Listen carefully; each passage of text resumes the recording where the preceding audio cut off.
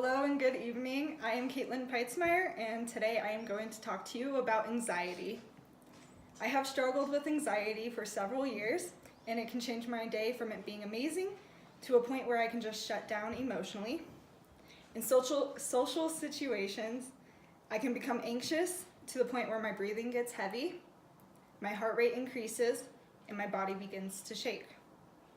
Anxiety has become more common, and we have a better understanding of its effects, the different types, and treatments that are available for those who are diagnosed with anxiety. So has anyone in the audience ever experienced anxiety? All right, so what is anxiety? So anxiety has become more common, and according to the American Psychiatric Association, anxiety is an emotion characterized by feelings of tension, worried thoughts, and physical changes like increased blood pressure. The National Institute of Mental Health states anxiety disorders involve more than temporary worry or fear. Our current understandings of anxiety have rooted back to classic Greek civilizations. Among the warriors, before they would go into battle, often they would feel worry and fear before fighting. And that has now evolved into what we understand as the worry and fear that they were feeling was anxiety. And anxiety disorders involve more than just that temporary worry or fear. So going into the next one, anxiety is just more than just one disorder. There are different types of disorders that someone can be diagnosed with. So the different types. Generalized anxiety disorder is the most common. And this is a chronic disorder involving excessive long-lasting anxiety and worries about non-specific life events, objects, and situations. Panic disorder, and this can involve having panic attacks, which are recurrent and unexpected. They are brief or sudden attacks of intense terror and apprehension characterize the panic attacks that people experience. Phobia-related disorders can be specific phobias, such as people who have intense fears of flying, heights, or specific animals, such as dogs, cats, or insects like spiders. Agoraphobia is another specific phobia, and this one is the fear and avoidance of places or events or situations that it may be difficult for that person to go into, and that often makes the person feel trapped as well. Social anxiety disorder is a fear of negative judgment from others in social situations or of public embarrassment.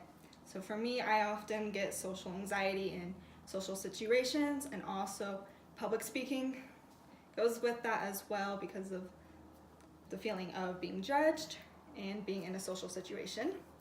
Social anxiety disorder affects approximately 7% among children and adolescents in the United States, and between 8 to 12% in Spanish cultures.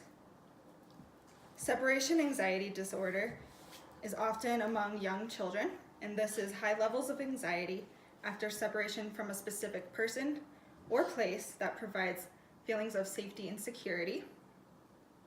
Another disorder that's related to anxiety that most children develop is selective mutism. This occurs usually around the age of 5. This is when children who are completely capable of speaking decide that they don't want to. And it's usually because of a traumatic experience or social anxiety as well. And finally, illness anxiety disorder.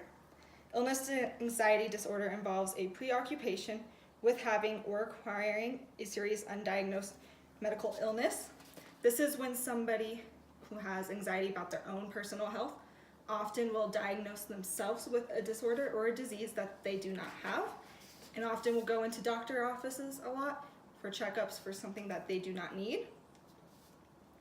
So each person who is diagnosed with an anxiety disorder can experience a different thing in their life that can cause anxiety. So different causes of anxiety: environmental stressors. This would be the most common, such as your daily life, work, or school. Genetics. So if somebody in your family history has had anxiety, there's a high chance that it can be passed down to the next generation. Medical factors, such as being ill with like another condition that can cause anxiety in a person. Cultural values, social values, and fear. This was the first known cause of anxiety, especially among that Greek civilization. And with that, a lot of people who were poor, not of the high society, often felt anxious because of the cultural and social values that were placed on them. Brain chemistry. And our brain chemistry is the misalignment of hormones and electrical signals in the brain. And that is from Medical News Today. And finally, withdrawal from illicit substances, such as alcohol or drugs. When somebody is going through those withdrawals, it can cause them to have anxiety as well. So it's important to find ways to help someone cope with anxiety and find ways that work for you if you are having anxiety. And by doing that, it's good to reach out to a doctor because anxiety can have effects on you. And some of these effects are restlessness or feeling on edge, increased irritability, difficulty concentrating, difficulty sleeping, and when that goes with the restlessness, most people with anxiety have troubles turning their brains off at night, and that's why they have troubles falling asleep and often staying asleep as well. With children, temperamental traits of shyness is often an effect when they have anxiety. And then there are also physical health conditions anxiety can have on someone, such as heart conditions. And there are treatments and therapies available for people with anxiety that they can reach out and find ways to help them. So counseling, psychotherapy, and cognitive behavioral therapy are the two most common therapies available.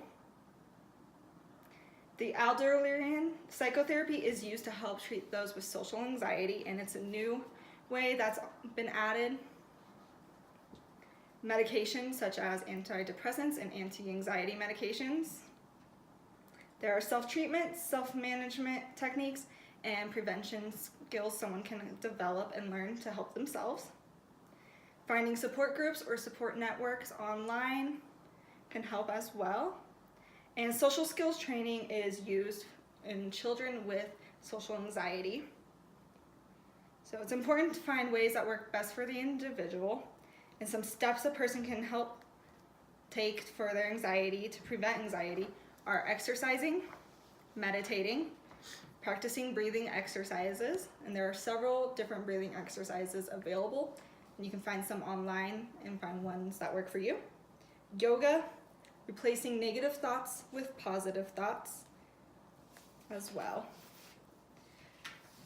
And some ways to prevent anxiety and to reduce those anxiety: you can reduce your caffeine intake, talk to a doctor and find some other ways, eat healthy, maintain a sleep schedule, and avoid the consumption of alcohol or drugs. So has anyone ever tried any of these techniques? Did they work for you? Yes, yeah. They did. Are there any techniques that I did not list that anyone has tried?